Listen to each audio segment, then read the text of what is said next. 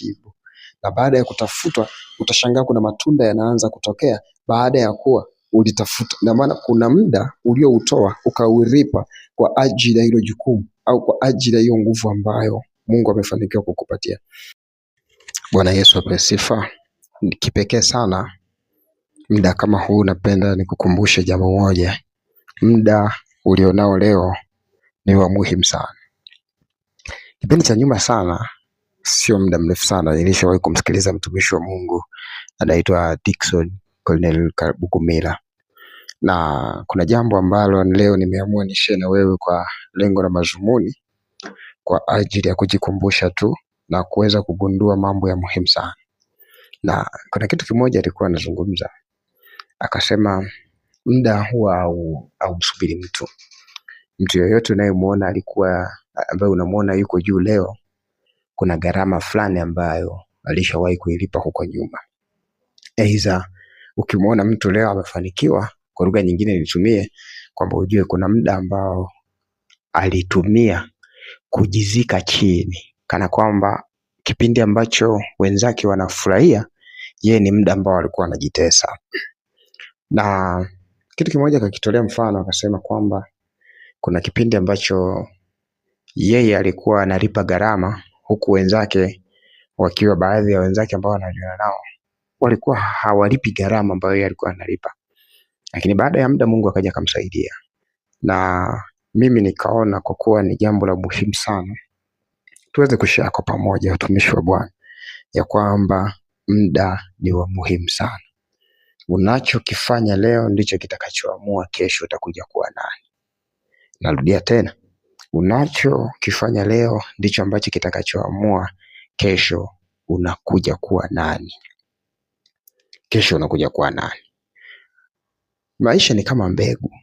Mbegu huwa ina kawaida ya kupandwa, na ikipandwa huwa inachukua muda kuota, na inapopata nafasi ya kuota huwa inamea, alafu baada ya muda inakuja kuzaa matunda. Na mbegu kukua kwake huwa zinatofautiana. Mfano, wale watu wa kulima, mtu unakuwa mkulima, unaamua kupanda mbegu. Ukipanda mbegu mwezi wa kwanza mwanzoni na anayepanda mwishoni, wakati wa mavuno ni misimu miwili tofauti. Yani mwingine atawahi, mwingine atachelewa. Ukiona huyu aliyechelewa amewahi, ujue basi hajavuna vizuri. Na muda ndivyo ulivyo. Kuna muda ukiutumia sasa hivi vizuri, unaweza kuleta matunda kwako. Jambo la kwanza lazima ujue kwamba muda ni zawadi kutoka kwa Mungu. Na Mungu amempa kila mtu muda. Lakini hakuna mtu aliyepewa muda usio na mwisho. Kila siku inayopita haiwezi kurudi tena. Yaani hilo lazima uliweke kichwani mwako. Na kwa nini nimeamua kukukumbusha kwamba usipoteze muda kwa mambo ambayo hayajengi maisha yako wala uhusiano wako na wewe na Mungu. Na ndio maana, je, muda huu unautumia kufanya nini? Unataka kuwa mtu mkubwa?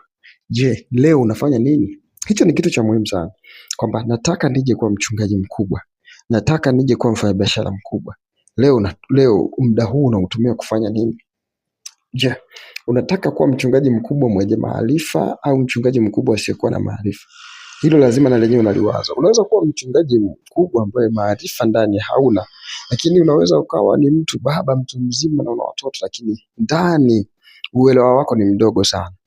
Kila kitu kinawezekana, lakini nategemea na muda uliolipa. Mtu aliyetoa muda mwingi sana kwenye kujifunza kwa wakati sahihi ni mtu anakuja kwa mtu mkubwa. Na ndio maana nguvu ya Mungu inaanza kwanza kutafutwa taratibu. Na baada ya kutafutwa utashangaa kuna matunda yanaanza kutokea baada ya kuwa ulitafuta. Na maana kuna muda ulioutoa ukauripa kwa ajili ya hilo jukumu au kwa ajili ya hiyo nguvu ambayo Mungu amefanikiwa kukupatia. Kwa hiyo nataka nizungumze na wewe, muda ni wa muhimu. Muda huwa haumsubiri mtu yoyote. Kama kuna jambo umekaa unawaza kuna siku nitakuja kulifanya, nataka nikwambie hautalifanya. Ninachotaka nikwambie, usiahirishe jambo ambalo Mungu amekupa kulifanya, kwa sababu watu wengi wanasema. Na nikwambie kitu kimoja, ukikaa kwa ajili ya kusikiliza watu, hakuna jambo ambalo utakalolitimiza. Na kuna baadhi ya mambo anza kujiepusha nayo, ambao unaona haya mambo mimi hayatanipeleka mahali ambapo Mungu anataka. Au mimi hivi sasa hivi nilipo hapa ninafanya kitu ambacho kweli kitanisaidia nitembee nacho miaka 5, miaka 6 ijayo, ninachokifanya sasa hivi. Unaanza sasa kufikiria. Ukishaanza kufikiria unaanza kugundua Kwa mfano, tumwangalie Yesu Kristo. Yesu Kristo huduma yake ameifanya kwa muda mchache sana. Amefanya almost kwa kutumia tu miaka kadhaa, miaka 3.5. Miaka 3.5. Hebu waza, miaka 3.5 tu. Angalia muda ambao ameulipa nyuma. Na ndio maana kuna mtu unayemuona amesimama leo, ni kuhakikishie hakusimama hivi hivi. Kuna muda alilipa gharama kule alikokuwa, na kuna muda alitoa muda wake kwa ajili ya kumtafuta Mungu. Usiangalie watu wanasema nini, na usiangalie watu wanaongea nini kukuhusu wewe, na usiangalie dunia inazungumza nini kukuhusu wewe. Dunia, mambo ya Mungu yako hivi. Si kila mtu, yani kuna vile vikanuni ambavyo vipo katika ulimwengu huu unasema kwamba wengi wape. Kanuni ya Mungu haiko hivyo. Na ndio maana utakuta Biblia inasema mmoja anapookoka mbinguni, kule mbinguni kunakuwa kuna shangwe. Yani mmoja afu kuliko 99. Anasema mmoja anapookoka. Mambo ya Mungu hayapo wengi wape. Mambo ya Mungu ni mmoja aliyeenda na nia ya Kristo na mawazo yake yanampendeza Mungu, basi mbingu yote inakuwa juu yako. Kwa mfano una jambo la kimungu ndani yako na unawasubiria baadhi ya watu ili uanze nao hilo jambo la kimungu, ni kuhakikishia hilo jambo la kimungu halitafika. Lazima uwe na uwezo, lazima uwe na nguvu, lazima uwe na uwezo wa kusimama mwenyewe, kwa sababu jambo lolote kubwa lazima apatikane mtu mmoja mwenye nguvu ya kuweza kulisukuma hilo jambo na likaenda, hata kama wengine wakikata tamaa. Kwa ukisha kuwa na nguvu ya kuanza kulisimamia jambo, Mungu atakuletea baadhi ya watu ambao hawa watu kazi yao ni moja tu, kukushika mkono na kukuhakikisha wewe unaenda mahali ambapo Mungu anataka. Na nimeamua kusema haya maneno na kuzungumza kwa sababu nimeyaona ni ya muhimu sana kwa kijana ambaye unanisikiliza, na ni kijana labda unachipukia popote na una ndoto yoyote ya kuja kuwa mtumishi wa Mungu, au una ndoto ya kufanikiwa. Chunga sana muda wako. Uangalie muda wako mara nyingi unautumia kufanya nini.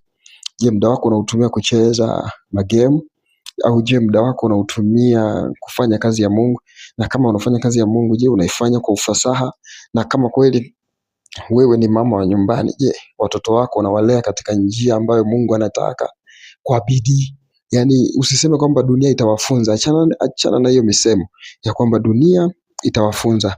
Dunia hamna mtu, yani ukisema dunia itawafunza ni kupoteza watoto. Ninachotaka nikwambie, wewe mwenyewe unaweza kuleta mabadiliko kwa watoto wako.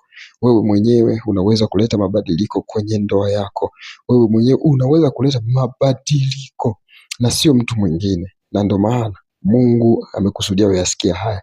Na ukiona Mungu ameruhusu yasikia haya, ujue basi kuna jambo kubwa sana ambalo Mungu anataka alifanye wewe kwenye maisha yako, na Mungu akubariki sana. God bless you. Amen.